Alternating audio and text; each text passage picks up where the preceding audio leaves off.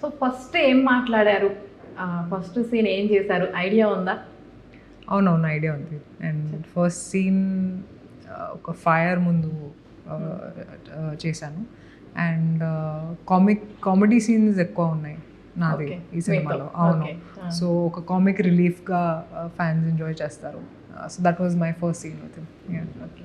అంటే మూవీ గురించి కాకుండా డైరెక్ట్గా కలిసినప్పుడు, ఇప్పుడు నేను మిమ్మల్ని కలవగానే ఏం మాట్లాడాను అన్నది నాకు గుర్తుండిపోతుంది కదా, అలా పవన్ కళ్యాణ్ గారిని కలవగానే మీరు ఏం మాట్లాడారో మీకు గుర్తుంది? యాక్చువల్లీ నర్వస్నెస్తో నేను మాట్లాడలేదు సార్తో ఫస్ట్ డే. సిగ్గు, భయం అన్ని అవును అవును అవును.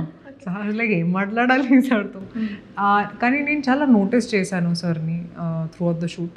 అండ్ అయినా ప్రతిసారి జనాల గురించి చాలా ఎక్కువ ఆలోచిస్తారు.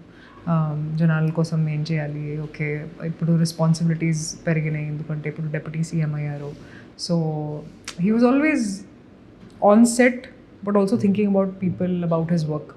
సో చాలా మంచిగా బ్యాలెన్స్ చేశారు. అండ్ నాకు చెప్పారు ఆయనకి బుక్స్ చదవడం చాలా ఇష్టం అని. అండ్ నేను కూడా చెప్పాను సార్ నాకు కూడా చాలా ఇష్టం.